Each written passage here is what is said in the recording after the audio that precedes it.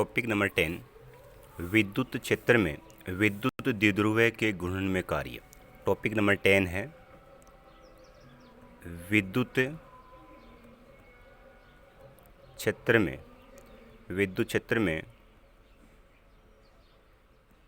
विद्युत द्विध्रुव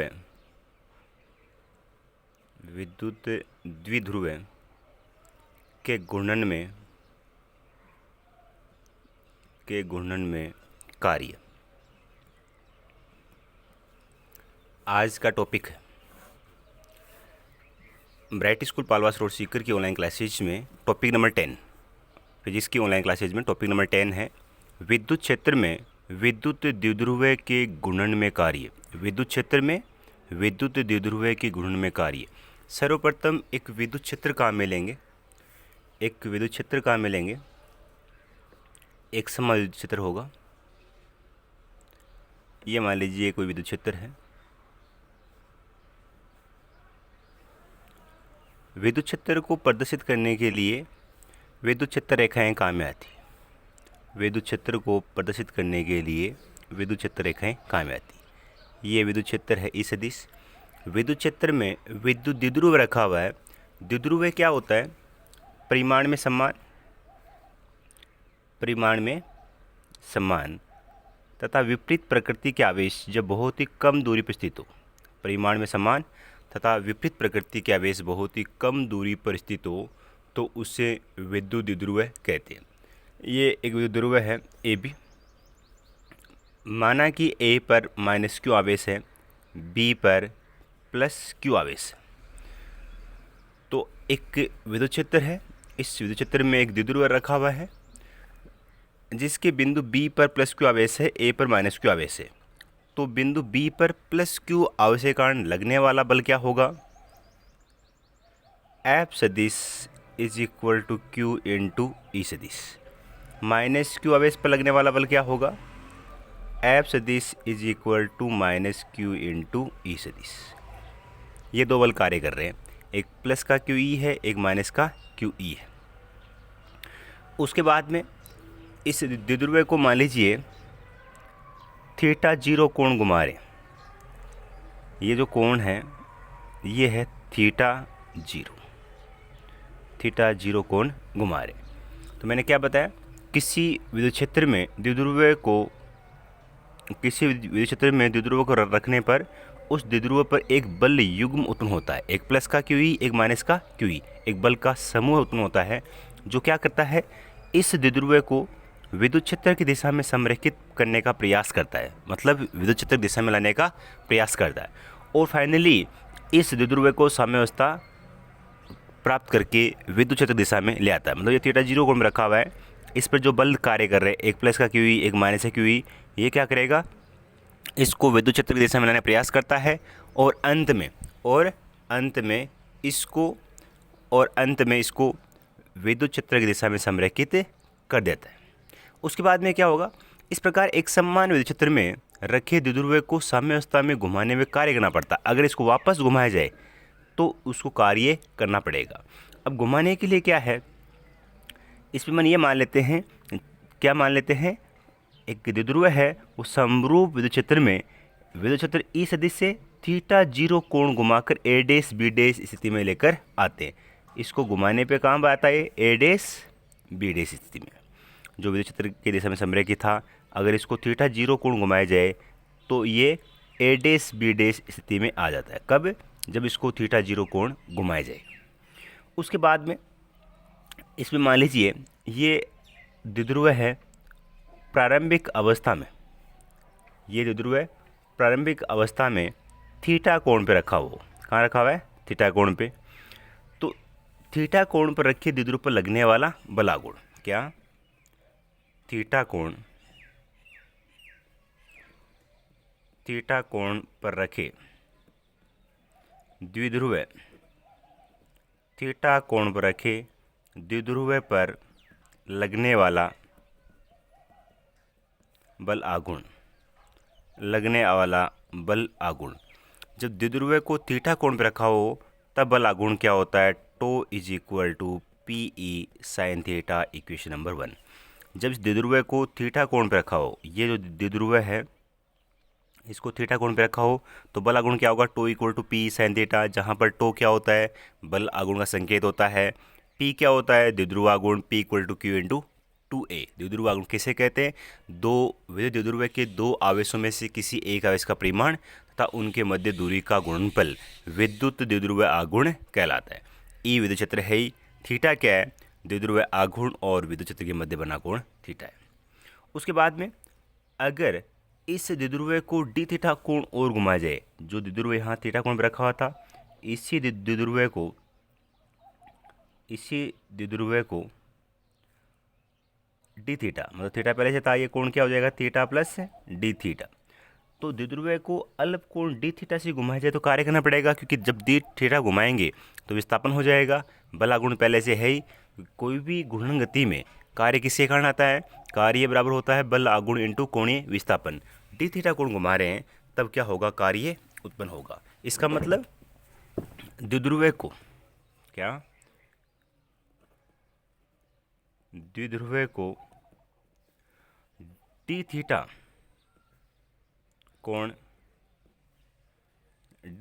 कोण घुमाने में किया गया कार्य, डी थीटा कोण घुमाने में किया गया कार्य डी डब्ल्यू होगा। D W is equal to क्या हो जाएगा, बल आघूर्ण इंटू कोणीय विस्थापन, बल आघूर्ण इंटू कोणीय विस्थापन। डी डब्ल्यू बल आघूर्ण क्या है, टो, कोण विस्थापन क्या है, डी थीटा। इसको कहेंगे समीकरण नंबर 2। इस द्विध्रुव को स्टार्टिंग में जब ये थीटा कोण पे रखा हुआ था, देखो यहाँ पर थीटा कोण पे रखा हुआ है, तब तो बल आघूर्ण क्या होता है, tau equal to P sine theta.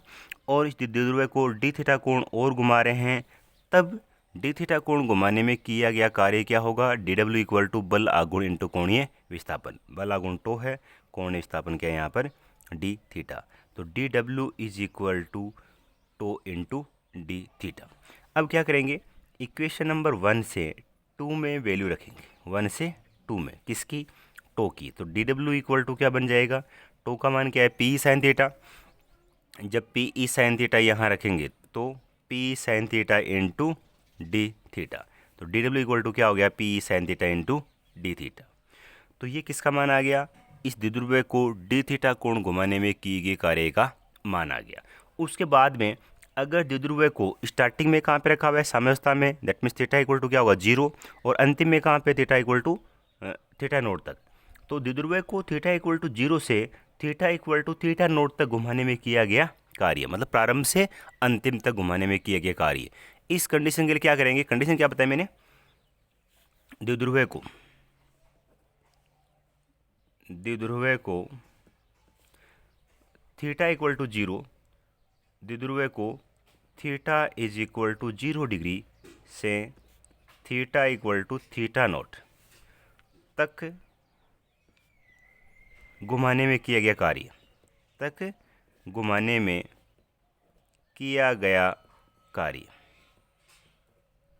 द्विध्रुव को थीटा इक्वल टू 0 मतलब साम्यावस्था में रखा हुआ है, और लास्ट कंडीशन कौन सी है, theta equal to theta note तक।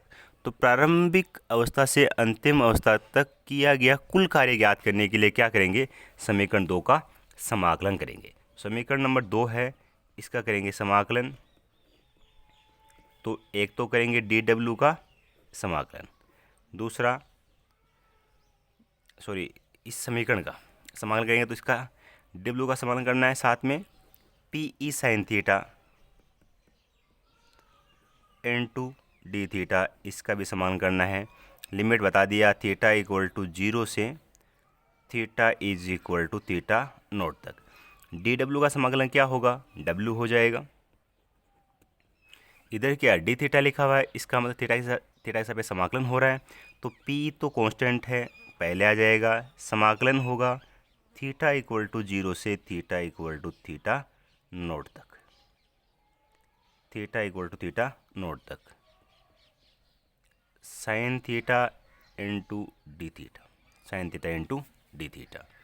तो ये क्या बनेगा, पी ई साइन थीटा का समाकलन क्या होगा? Minus cos theta minus cos theta. Limit कहाँ से कहाँ तक है? Theta is equal to 0 degree से theta equal to theta note तक। थीटा इक्वल टू 0 डिग्री से theta equal to theta note तक। तो W इज इक्वल टू क्या बनेगा? साथ में माइनस कॉमन में ले लेंगे। W is equal to minus PE cos theta. Limit कहाँ से कहाँ तक है? थीटा इक्वल टू 0 से theta equal to theta note तक। लिमिट रखेंगे, पहले अपर लिमिट रखेंगे, माइनस चिन्ह लगाएंगे, लो लिमिट रखेंगे। तो क्या बन जाएगा? माइनस का PE, अपर लिमिट थीटा के स्थान पे क्या रखेंगे? Theta nought. तो क्या हो जाएगा? Cos theta nought minus cos 0। W equal to minus का PE cos theta nought, minus को अंदर मल्टीप्लाई कर देते हैं तो प्लस इंटू माइनस क्या होगा? माइनस, माइनस इंटू माइनस क्या होगा? प्लस। कोस 0 की वैल्यू क्या होती है? 1। तो इक्वेशन क्या बन गया? W equal to PE 1 minus cos theta naught, 1 minus cos theta naught. ये इक्वेशन नंबर क्या हो गया? 3। अब इसमें कंडीशन है, यदि theta naught is equal to theta हो, theta naught is equal to theta हो, तो W is equal to PE 1 minus cos theta. W equal to PE 1 minus cos theta. ये कार्य का फॉर्मूला आ गया किसके लिए? विद्युत क्षेत्र में विद्युत द्विध्रुव के घूर्णन में किए गए कार्य का formula. W equal to PE 1 minus cos theta. W equal to PE 1 minus cos theta. तो सिंपल सी बात है, पहले कोई विद्युत क्षेत्र है, इसमें एक द्विध्रुव रखा हुआ है, इस द्विध्रुव पर माइनस Q आवेश पर F equal to minus QE, that means F is equal to minus Q सदिश तथा प्लस Q आवेश पर F is equal to Q सदिश बल कार्य करता है। ये जो विद्युत क्षेत्र है इस द्विध्रुव को विद्युत क्षेत्र की दिशा में लाने का प्रयास करता है और अंत में इस विद्युत क्षेत्र दिशा में संरेखित कर देता है। उसके बाद में एक कंडीशन मानी है, क्या? जब द्विध्रुव को थीटा कोण पर रखा हो तब द्विध्रुव पर लगने वाला बल का कोण क्या होगा? 2 equal to PE sine theta. उसके बाद में इस द्विध्रुव को डी थीटा कोण घुमा रहे हैं तो डी थीटा कोण घुमाने में कार्य होगा, कार्य बराबर क्या होता है? बल गुण इंटू कोणीय विस्थापन। घूर्णन गति में कार्य फॉर्मूला ये होता है। तो DW equal to 2 into D theta हो जाएगा। उसके बाद में टो का मान रखा समीकरण नंबर 1 से 2 में, तो DW equal to PE sine theta into D theta. उसके बाद में लास्ट कंडीशन है, थीटा इक्वल टू 0 स्टार्टिंग वाली है। लास्ट मान लीजिए theta equal to theta naught हो, theta equal to theta naught हो, उस कंडीशन में कार्य का मान क्या होगा? मतलब इस द्विध्रुव को थीटा इक्वल टू 0 से theta equal to theta note तक घुमाने में किए गए कार्य का मान ज्ञात करना है। इसके लिए क्या करना पड़ेगा? समाकलन करना होगा थीटा इक्वल टू 0 से theta equal to theta note तक। तो DW का समाकलन W हो गया, P कॉन्स्टेंट बाहर आ गया, ये बच गया इसके अंदर। साइन थीटा समाकलन क्या होता है? माइनस का कोस थीटा, माइनस बाहर ले लिया, ये बच गया। उसके बाद में W equal to minus PE limit रखेंगे, पहले अपर लिमिट रखेंगे, अपर लिमिट रखा, माइनस करके लो लिमिट रखेंगे। ये जो माइनस था वो जाएगा अंदर, W equal to PE plus into minus minus का हो जाएगा, माइनस इंटू माइनस प्लस का हो जाएगा। W equal to PE cos theta minus cos naught plus का 1, PE 1 minus cos theta naught. यदि theta naught equal to theta हो उस कंडीशन में W equal to PE 1 minus cos theta. तो ये फॉर्मूला किसका आ गया? विद्युत क्षेत्र में विद्युत द्विध्रुव को घुमाने में किए गए कार्य का मान आ चुका। अब इसमें 3 कंडीशन आएगी। 3 कंडीशन कौन कौन सी है?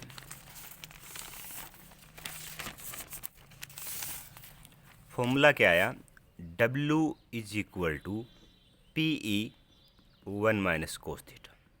ये तो कार्य का फॉर्मूला आ चुका था जिसको इक्वेशन नंबर कहा था 4। 4 कंडीशन है। पहली जो कंडीशन है, पहली कंडीशन है, यदि द्विध्रुव को थीटा 1 से थीटा 2, यदि द्विध्रुव को थीटा 1 से थीटा 2 कोण तक घुमाया जाता है, थीटा 1 से थीटा 2 कोण तक घुमाया जाता है, तब W is equal to P E, W equal to P E cos theta 1 minus cos theta 2। उसके बाद में कंडीशन नंबर 2, इसको इक्वेशन नंबर 5 कहेंगे, इक्वेशन 5 हो जाएगा। कंडीशन नंबर 2, सेकेंड कंडीशन आती है, यदि थीटा 1 इक्वल टू 0 डिग्री हो तथा theta 2 is equal to 90 degree हो, उस कंडीशन W इक्वल टू क्या होगा, पी ई, थीटा 1 का मान क्या रखेंगे 0, कोस 0 बन जाएगा, थीटा 2 का मान 90 डिग्री होगा, कोस 90 हो जाएगा। W is equal to P E, cos 0 value क्या होती है -1, कोस 90 क्या होती है 0, W equal to 1 minus 0 1, multiply से करेंगे W इक्वल टू क्या आएगा P, इक्वेशन नंबर 6। लास्ट जो थर्ड कंडीशन है, थर्ड कंडीशन में यदि theta 1 is equal to 0 degree हो तथा theta 2 is equal to 180 degree हो, थीटा 1 का मान 0 डिग्री माने, थीटा 2 का मान 180 डिग्री माने, W is equal to P E cos 0 minus cos 180, W equal to P cos 0 की वैल्यू 1 होगी, माइनस कोस 180 की वैल्यू क्या होती है -1, W equal to -1, minus into minus plus का होगा, 1 + 1 2 हो जाएगा, W इक्वल टू क्या होगा 2P, इक्वेशन नंबर क्या होगा 7। इस प्रकार से ये तो फॉर्मूला आ गया किसका, विद्युत क्षेत्र में विद्युत द्विध्रुव को घुमाने में किए गए कार्य का, विद्युत क्षेत्र में विद्युत द्विध्रुव को घुमाने में की गई कार्य का फॉर्मूला। इसमें 3 कंडीशन यूज़ की है। पहली कंडीशन थीटा 1 से थीटा 2 तक घुमाया जाए, तब क्या हो जाएगा cos theta 1 minus cos theta 2 हो जाएगा। अगली कंडीशन में थीटा 1 इक्वल टू 0 डिग्री हो, थीटा 2 इक्वल टू 9 डिग्री हो, उस कंडीशन में थीटा 1 का मान क्या रखेंगे 0, थीटा 2 का मान क्या रखेंगे 90, कोस 0 वैल्यू 1 हो जाएगी, कोस 90 वैल्यू 0 हो जाएगी, 1 माइनस 0 1 होगा, W इक्वल टू क्या हो जाएगा PE। थर्ड कंडीशन, यदि थीटा 1 इक्वल टू 0 डिग्री हो तथा थीटा 2 इक्वल टू 180 डिग्री हो, उस कंडीशन में क्या करेंगे, थीटा 1 का मान 0 रखेंगे, थीटा 2 का मान 180 रखेंगे, कोस 0 माइनस कोस 180, कोस 180 की वैल्यू -1 होगी और कोस 0 वैल्यू 1 होगी, माइनस इंटू माइनस प्लस का हो जाएगा, 1 + 1 2 हो जाएगा, W इक्वल टू क्या होगा 2PE। इस प्रकार से आपको एक विद्युत क्षेत्र में विद्युत द्विध्रुव के लिए कार्य का मान ज्ञात करना है, 3 कंडीशन भी ज्ञात करनी है। ये टॉपिक कंप्लीट होता है आपका।